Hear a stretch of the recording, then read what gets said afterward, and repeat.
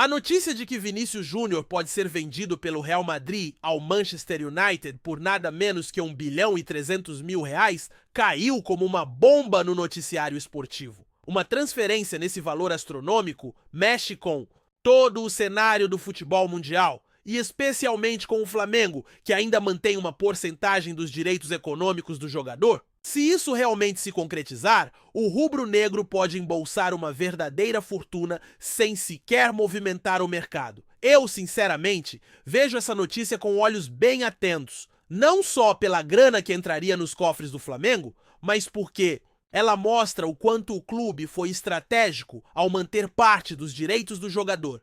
Vinícius foi vendido cedo, com apenas 16 anos, e mesmo assim a diretoria conseguiu incluir cláusulas que garantem rendimentos futuros.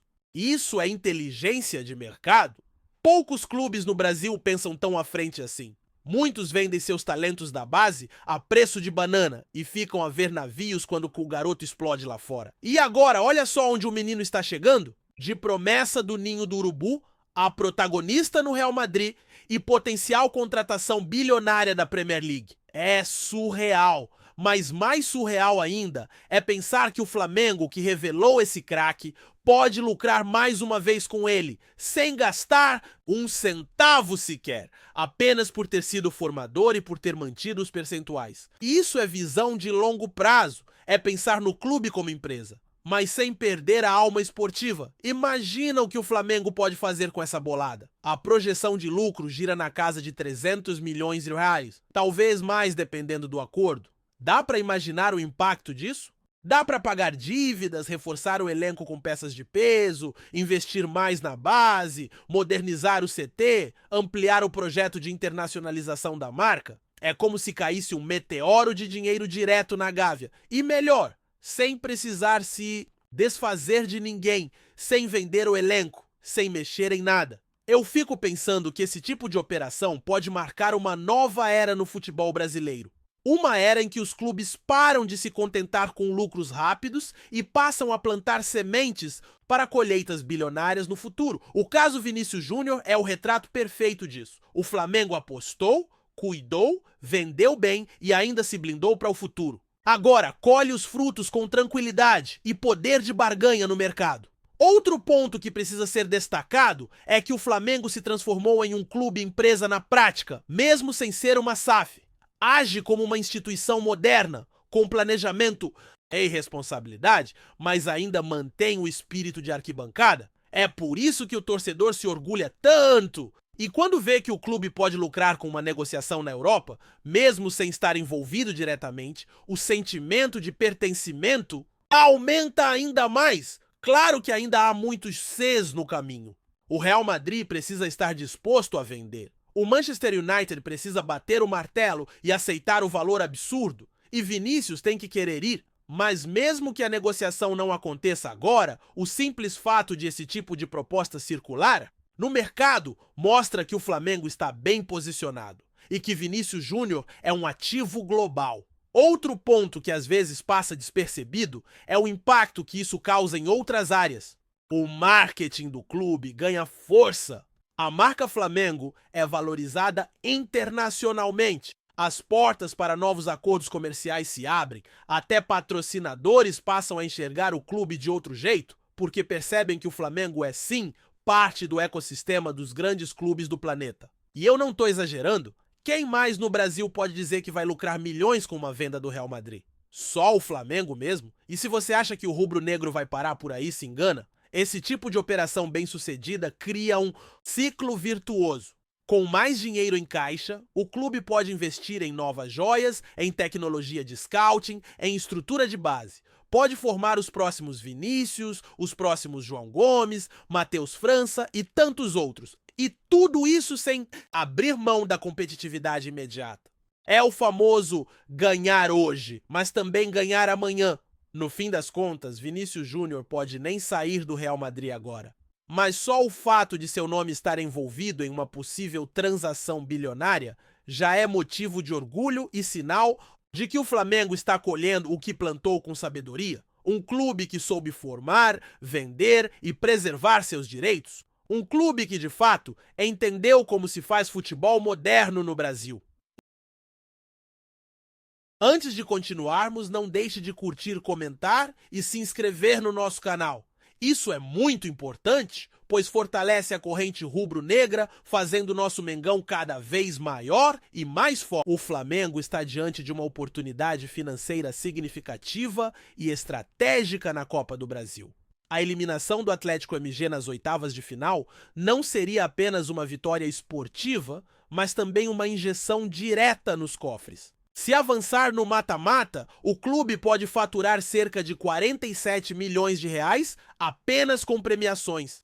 Uma verdadeira bolada que adiciona valor real à ambição dentro de campo. Com esse montante, diversas frentes do clube podem ser fortalecidas. Em primeiro lugar, há o alívio financeiro imediato. Parte dessa quantia pode aliviar dívidas, dar mais folga para a folha salarial ou equilibrar os resultados econômicos sem vender atletas importantes. Em segundo lugar, cabe investimento em infraestrutura. Pode significar modernização do CT, expansão de projeto esportivo ou até incremento no departamento de análise de desempenho. Para mim, conquistar esse prêmio já nas oitavas seria mais do que dinheiro. Seria sinal de que o projeto liderado por Felipe Luiz e estratégia da diretoria está funcionando. Já foi costurado com sucesso no elenco a ideia de ter foco total em todas as frentes, Brasileirão, Libertadores e Copa do Brasil, e faturar uma premiação de impacto nesse momento reforça a confiança no modelo. Mas também é preciso enxergar o desafio que está pela frente. O Atlético MG é um adversário tradicional, geralmente bem postado quando atua no Maracanã, e costuma explorar erros do adversário para decidir confrontos.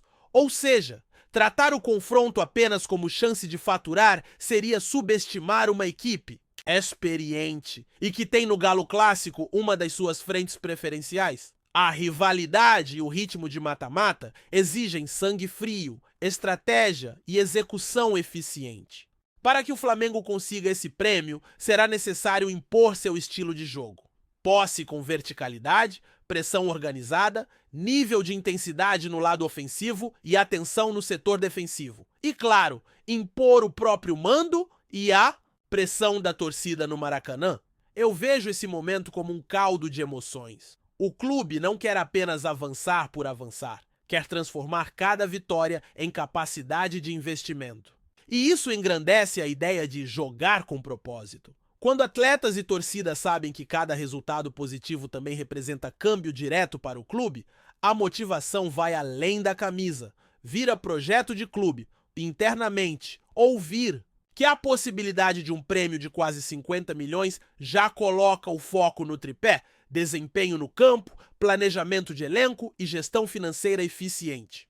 E se essa meta for alcançada, as consequências serão sentidas em múltiplos setores: reforços pontuais, calmaria orçamentária, maior segurança política na diretoria. Claro que não dá para cantar vitória antecipada, a bola só entra depois do apito final. Mas se a semifinal já representa fatias bilionárias em competições europeias, no Brasil, esse tipo de quantia também pode ser transformador. Eu gosto de pensar que o Flamengo tem hoje perfil para converter cada troféu em recurso técnico-econômico, sem perder identidade, sem descartar a base.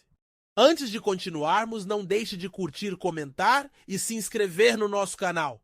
Isso é muito importante, pois fortalece a corrente rubro-negra, fazendo nosso Mengão cada vez maior e mais forte. O Flamengo vive um momento de reformulação interna que vai além das 4 linhas. A gestão de José Botto tem se mostrado bastante pragmática no que diz respeito ao equilíbrio entre finanças e desempenho esportivo. Prova disso é o foco atual do dirigente em viabilizar a saída de 2 jogadores do setor ofensivo, Matheus Gonçalves e Michael, para com isso abrir espaço e orçamento para a contratação de um zagueiro e um centroavante. Trata-se de uma movimentação que revela a tentativa do clube de equilibrar o elenco e torná-lo mais competitivo nas fases finais da temporada e, claro, na construção do elenco de 2026. No caso de Matheus Gonçalves, a situação é especialmente emblemática. O jovem, formado nas categorias de base do clube, tem potencial reconhecido e chegou a estar com acerto praticamente selado com o Cruzeiro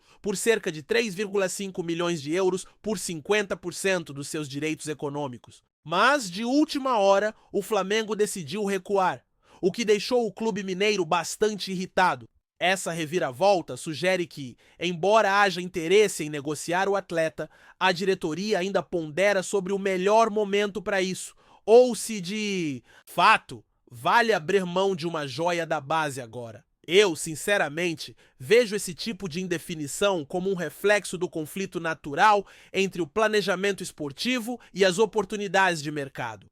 Matheus Gonçalves tem talento, é veloz, tem boa leitura de jogo, mas ainda não conseguiu se firmar com sequência no profissional?